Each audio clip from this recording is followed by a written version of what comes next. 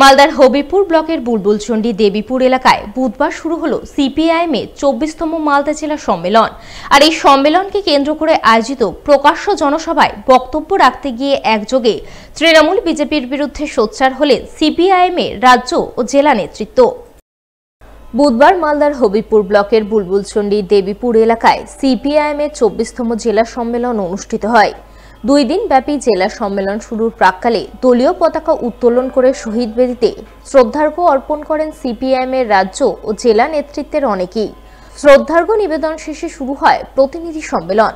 প্রতিনিধি সম্মেলন শেষে বিকাল নাগাদ বুলবুলচন্ডী বাজার এলাকায় প্রকাশ্য জনসভার আয়োজন করা হয়। জনসভার প্রধান বক্তা হিসেবে হাজির ছিলেন সিপিআইএম-এর রাজ্য সম্পাদক মোহাম্মদ সেলিম, সিপিআইএম-এর রাজ্য নেতা শতরূপ ঘোষ, দলের কেন্দ্রীয় কমিটির সদস্য সুমিত দে। এছাড়াও উপস্থিত ছিলেন সিপিআইএম-এর জেলা সম্পাদক অম্বর মিত্র, সিপিআইএম-এর নেতা বিশ্বনাথ ঘোষ, নইমুদ্দিন শেখ, কৌশিক মিশ্র, জামিল ফিরদৌস সহ আরও অনেকেই। সম্মেলনকে কেন্দ্র করে আয়োজিত প্রকাশ্য জনসভা শুরুর প্রাক্কালে সিপিআইএম-এর পক্ষ থেকে বিশাল মিছিল আয়োজন করা হয়। মিছিল বিভিন্ন পথ ঘুরে বুলবুলচন্ডী বাজার এলাকায় জনসভা মঞ্চের সামনে এসে শেষ হয়।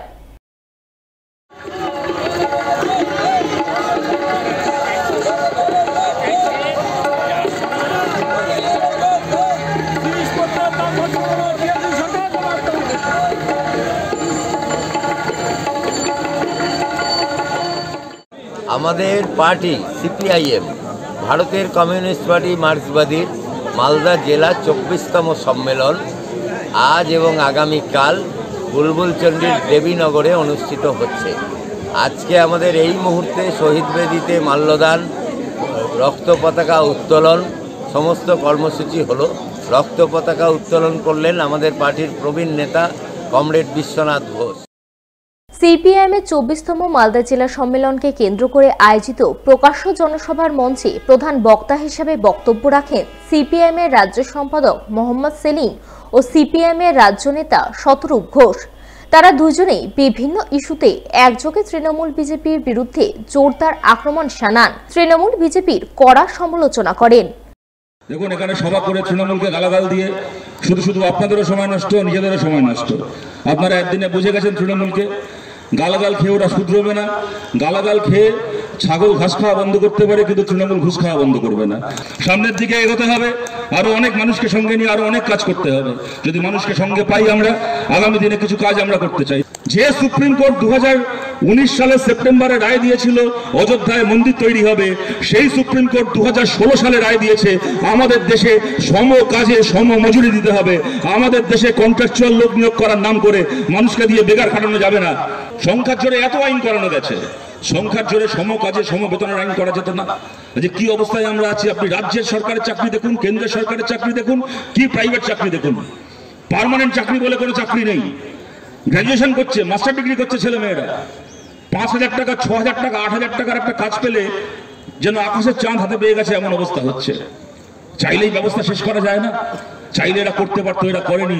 আমরা বলছি কমিউনিস্ট পার্টির সঙ্গে থাকুন। আমাদের এরপরে প্রথম লক্ষ্য আমাদের রাজ্যে এবং আমাদের দেশে সম কাজে সম আইনের ব্যবস্থা করা। কন্ট্রাকচুয়াল কাজ যারা করছেন তাদের কাজকে পার্মানেন্ট করতে হবে, খালি সরকারি নয়, এমনকি বেসরকারি চাকরিতেও 6 মাস থেকে 1 বছরের মধ্যে সমস্ত কন্ট্রাকচুয়াল কর্মীকে পার্মানেন্ট করতে হবে। এই আইন দেশের সরকারকে, রাজ্যের সরকারকে করতে হবে। যদি আমরা সুযোগ পাই এই কাজ আমরা করতে চাই, যদি আপনারা আমাদের পাশে থাকেন। 1.5 বছর পরে বিধানসভার ভোট হবে। আমরা বলেছিলাম লোকসভার আগে যে কথা আজকে দাঁড়িয়ে আমরা আবার বলতে চাই, যেখানে যেখানে বামপন্থীরা জিতবেন মানুষের আশীর্বাদে, যেখানে যেখানে বামপন্থীরা বিধায়ক হিসেবে কাজ করার সুযোগ পাবেন, আমাদের প্রত্যেকজন বিধায়কের তহবিলের 3 ভাগের 1 ভাগ টাকা খরচা হবে তার বিধায়ক এলাকায়, বিশেষ করে মহিলাদের জন্য বিভিন্ন প্রকল্পে, মেয়েদের জন্য স্কুল তৈরি করা, মেয়েদের জন্য কলেজ তৈরি করা, মেয়েদের জন্য হোস্টেল তৈরি করা, মেয়েদের জন্য karate coaching centre, kung fu coaching centre বানানো, মহিলাদের জন্য হাতের কাজের বিভিন্ন ট্রেনিং থেকে শুরু করে তাদের নিয়োগ, বিশেষ করে মহিলাদের জন্য এই প্রকল্পগুলো তৈরি করতে আমাদের প্রত্যেকজন বিধায়ক 3 ভাগের 1 ভাগ টাকা আগামী দিনে খরচ করবেন, যেখানে যেখানে মানুষ আমাদেরকে সুযোগ দেবেন। ওই যে চিট ফান্ডের সময় মমতা বলেছিল যা গেছে তা গেছে, এই যে সন্দেশখালীতে এখন গিয়ে বলছে যা হয়েছে ভুলে যান। তাহলে ভোটের সময় যে সব বলে এই শিলান্যাস করলাম, রেলমন্ত্রীর সময় থেকে বলছিল এই কারখানা করব, এই রেল লাইন করব, আর ভোটের পরে বলে যা গেছে তা গেছে, এসব ভুলে যান। সিপিআইএম এত তাড়াতাড়ি ভুলতে দিতে পারে না। লাল ঝান্ডা বলবে আমার শ্রমের দাম কোথায়, আমার ঘামের দাম কোথায়, আমার ঘরের ছেলে বেকার কেন, তার কাজ কোথায়, আমার ঘরের টাকা কোথায় গেল।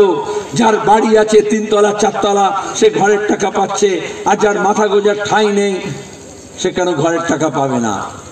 100 দিনের কাজ, যার কার্ড হওয়ার কথা কার্ড নেই, যার কার্ড আছে তার কাজ নেই, যে কাজ করলো তার টাকা নেই, আর দেখা যাবে অন্য কোনো প্রধান উপপ্রধান ব্লকের নেতা তার খাতায় টাকা ঢুকে গেছে।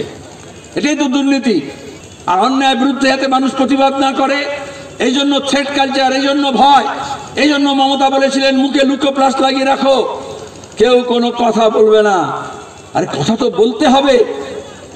বললো লাল ঝান্ডা থাকলে কথা বলবে, না रहेगा बांस ना बजेगी बांसुरी, সুতরাং লাল ঝান্ডাকে নিকেশ করে দাও। 80,000 মামলা করেছে, মিথ্যা মামলা, হাজার হাজার আমাদের কমরেডদেরকে জেল দিয়েছে, জরিমানা করেছে, কাজের জায়গা থেকে উৎখাত করেছে, আর ভেবেছে লাল ঝান্ডাকে শেষ করে দেবো। লাল ঝান্ডা এত সহজে শেষ হয় না।